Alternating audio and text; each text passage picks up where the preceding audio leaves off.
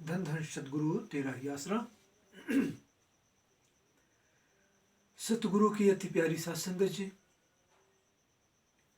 आज का इस भयानक दौर में राम नाम का सुमिरन करना, भक्ति इबादत करना बहुत मुश्किल है।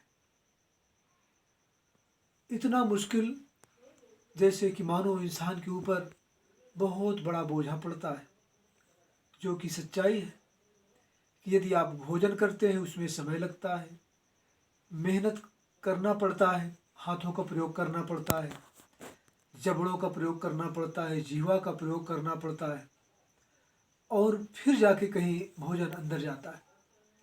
परंतु राम नाम के स्मरण में पिताजी ने बताया कि भाई किसी तरह कोई मेहनत नहीं, कोई वर्क नहीं, परंतु ये काल का देश है, ये भयानक युग कलयुग है, इसमें राम नाम का सुमिरन करना ही बड़ा मुश्किल होता है।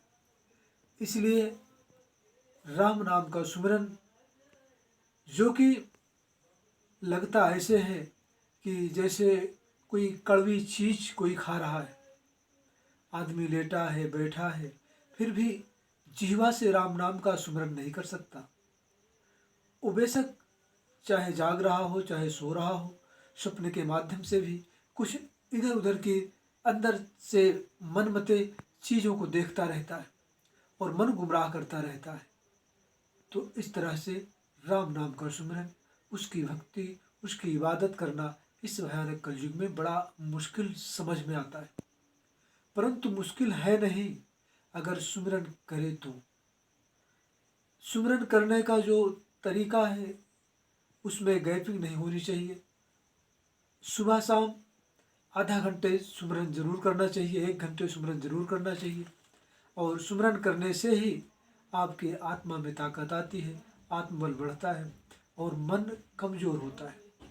मन की जो वृत्तियां हैं, जैसे काम वासना, क्रोध, मोह, लोभ, अहंकार, ईर्ष्या, द्वेष, नफरत, ये मन की वृत्तियां हैं। अर्थात बुरे कर्मों में मन लगाता है, उलझाता है और बुराई की तरफ लेके जाता है। और जो आत्मा की वृत्ति है वो आपको बुराई से दूर हटके अच्छे कर्मों की ओर लेके जाती है। उसमें त्याग है, तपस्या है और उसमें बर्दाश्त करना पड़ता है। और मन है बर्दाश्त नहीं करता, वो झट से उस चीज़ का उलट के जवाब दे देता है। इस तरह से मन को जब तक काबू में नहीं करते तब तक आपका सुमिरन, आपकी भक्ति, आपकी इबादत नहीं बनती है। और पिताजी के वचन, एक बार राम नाम के खजाने भर लो फिर वो बढ़ता चला जाता है, वो फिर कभी कम नहीं होता, वो बिल्कुल आत्मा को खुशियाँ ही खुशियाँ देता चला जाता है। और दुनियावी तौर से खुशियाँ पाने के लिए आपको लगातार सुमिरन करना होगा। अपने कर्मों को, बुरे कर्मों को साफ करना होगा राम नाम के साबुन से।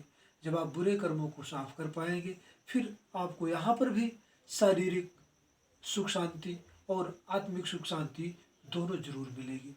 क्योंकि पिताजी के वचन, अंदर शांति नहीं तो सुख कैसा। अगर इंसान के अंदर शांति नहीं तो उसे सुख नहीं मिल सकता। इस तरह से वो शांति आना बहुत जरूरी है। यहाँ निरा पाखंड चलता है, भोले भाले लोगों को फंसाया जाता है। लोग कहते हैं कि फला के अंदर देवी आती है, देवता आते हैं, बड़ा पुजारी है और बहुत बढ़िया झाड़ फूंक करने वाला है, परंतु ये बिल्कुल निरा पाखंड है। ऐसा करके भोले भाले लोगों को डराकर प्रभु की सच्ची भक्ति के रास्ते से दूर करने की एक सोची समझी चाल है। पूरे सदगुरु के शिष्य पर भूत, प्रेत या किसी छाया आदि का कोई असर नहीं हो सकता। कोई ऊपरी पराई उसे छू तक भी नहीं सकती। ऐसे इंसान को मानसिक चिकित्सक की जरूरत होती है। अतः मनोरोग विशेषज्ञ से उसकी जांच करवाकर पक्का इलाज जरूर करवाएं, क्योंकि सारी दुनिया इसी में परेशान है, भूत, प्रेत, जिन्न, बैताल, इसी सब में।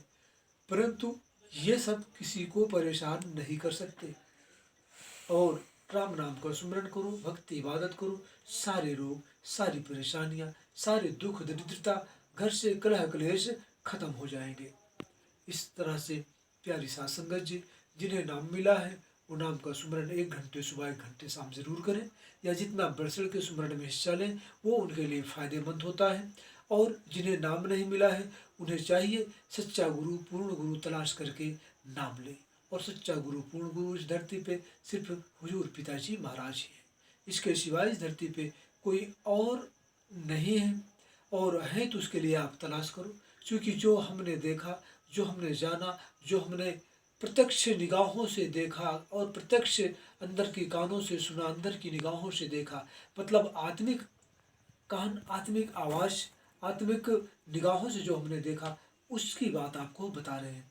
इस तरह से सभी साथ संगत जी को हम यही बताना चाहेंगे कि सुमरन भक्ति इबादत करो और सदगुरु के शरण कहो।